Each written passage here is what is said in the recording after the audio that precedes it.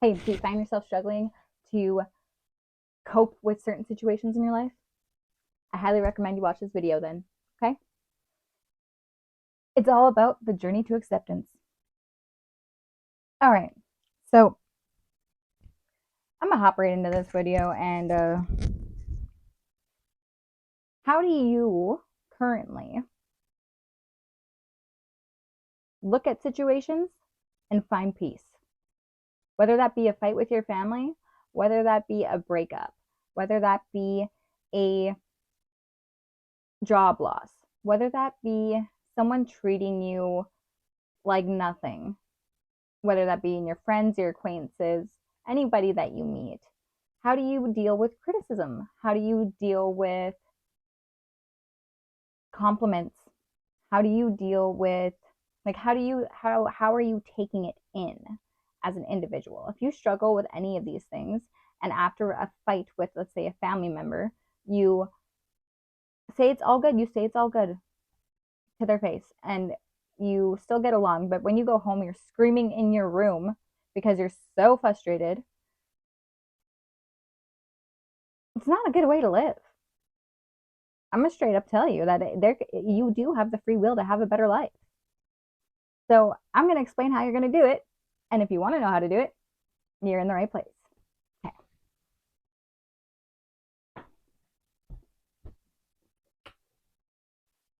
I have my handy dandy whiteboard, so we're gonna make a little chart here.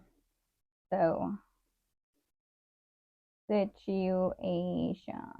If I spell something wrong, don't judge me. It happens often. Okay. That's definitely not right. Let's go event. Okay. So here you are in your event. And then this event leads to, that looks like a sperm. I guess in a way you could call this a baby. This is a problem being fertilized and how it can get out of hand. You're going to have your uncomfortable or unfamiliar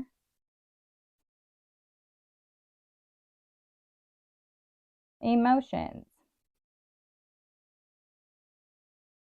Okay.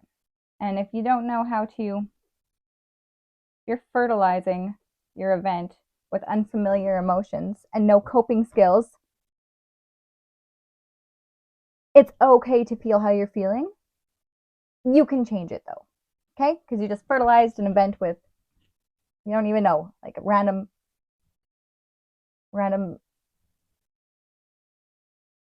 I don't know, that, okay? So event, unfamiliar emotions. Okay. So how many options are you giving yourself to deal with this fertilized traumatic event? So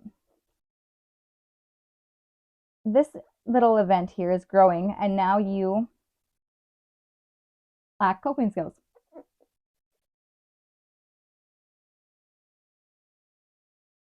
So because you lack coping skills, you're going to tell yourself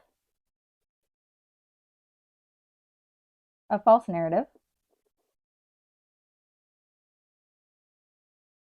so that you can get by through your day to day and still appear to be okay. And a false narrative is going to be rooted in I'm unworthy of love, self-limiting beliefs. This is happening to me, victim. And that can also sound like, how could you treat me? Okay.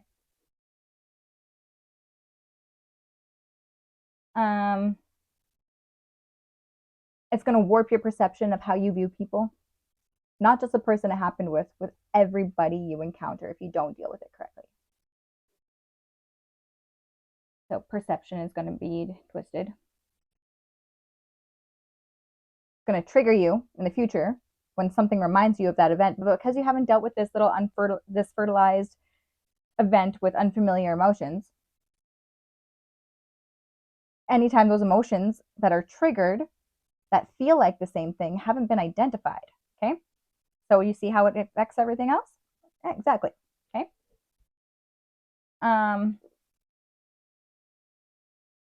And then this can go on for years. And this mainly stems from when we abandon ourselves as children to survive growing up because our parents lack the skills and we chose attachment over authenticity to survive. And that's completely okay. There's nothing wrong with that. It is expected. That's how we get into unhealthy relationships because we choose attachment over authenticity. And it's just a lack of coping skills. It's a lack of communication skills. On the bright side, all these things can be developed, okay? So the journey to acceptance is to accept that this is what you're going through, first and foremost. Okay? Next step, identify these unfamiliar emotions. We got to give them a name. That we're going to start in the present moment. So let's say this here, this lack of coping skills, tell yourself false narrative, get a bunch of self-limiting beliefs from this one unfamiliar fertilized event. So let's say this goes on for 5 years. Okay, so in those 5 years, you're gonna add to this unfamiliar fertilized event. Okay, so now you're gonna do. Not only are you going to be confused, you're going to be confused over 5 years of experiences. So employment's going to affect it. Friends, any or friends relationships we'll put.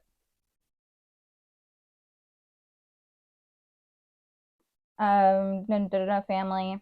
I guess family would fall under relationships. Let's not do that one. Let's go your own thoughts. Own thoughts. Your conditioning.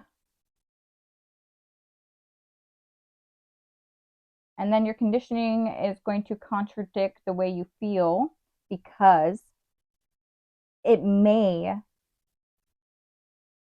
go against your conditioning, whether that be religion, whether that be traditions, whether that be whatever it is. So now you're going to be in a complex between conditioning and how you feel. Okay. So it's completely understandable to not want to accept things. It's completely normal. So don't be mad at yourself.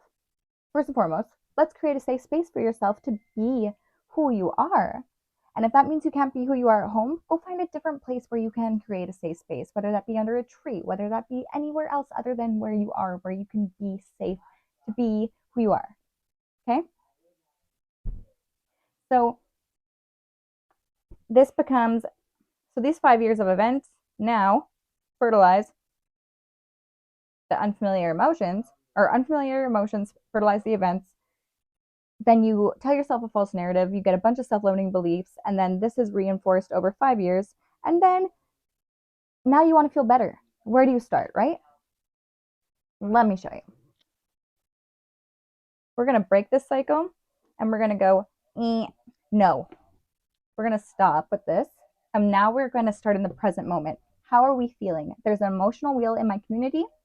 Go download it and you're going to understand the difference between primary emotions, secondary emotions, and how we are conditioned, like angry. Okay, like when I say I'm angry, angry is a secondary emotion. It's not actually what I'm feeling. I'm just conditioned because I've seen it my whole life and that's how I know how to describe it. We do what we see, not what, like, you know, it takes a little bit to go off the grain and take ownership of your life.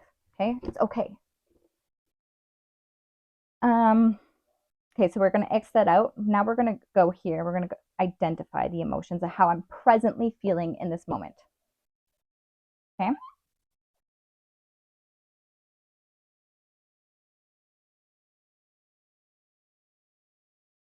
I presently feel. Okay.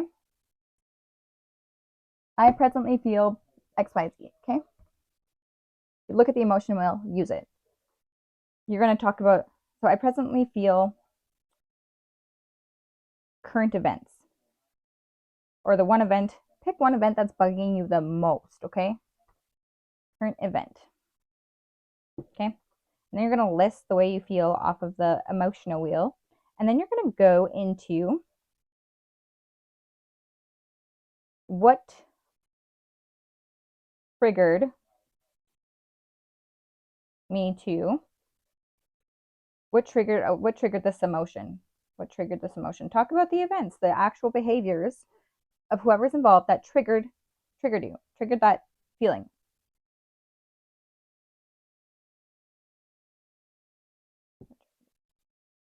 Also in the link as well is going to be a Temu, which it is an affiliate link, just so you know, and it is a keychain of an emotional wheel if you would be interested in grabbing one. Okay. What triggered this emotion? Focus behaviors, because behaviors can change, events cannot, or experiences cannot. Okay. That is your motto. Behaviors can change, experiences do not. Triggers to have your reaction. So you got to look at yourself rawly and say, well, when this behavior happened, I reacted in this way. Okay. This is intellectualization detached from how you look. Okay. It's not about looking good. You're doing this for your own well being. Like, come on, take your power back. Okay. So behaviors, triggers of reactions. Okay. So once you get through all that, I am then going to suggest that you believe this person is not doing this intentionally. Remove the blame.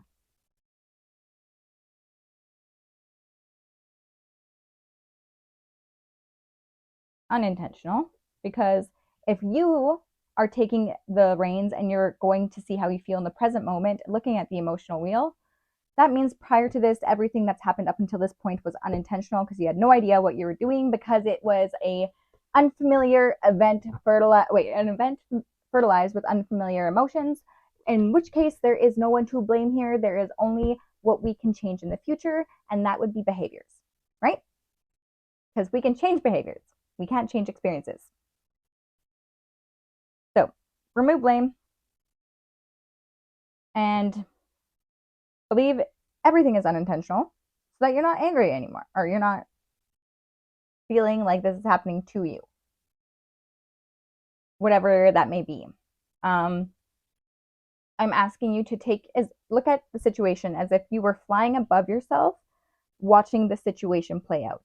Take the emotional attachment away to the scenario as the best that you can, okay? Because if you, whatever the fight or whatever is happening that didn't go your way, to have it go your way, you're going to have to be able to take accountability and talk and say, when you did this, this, and this, it made me feel this, this, and this. Now, I don't believe that was intentional. So could you reframe it so that we can come to a solution, right? And then gradually you can get the conversation to go in the direction that you want it to, because you're talking to them about how they feel, they're understanding how you feel, and themselves at the same time. Expect resistance. What we resist will persist. Just because you have identified how you're feeling doesn't mean the other person is going to be ready to do so. So it's going to be a process of repetition.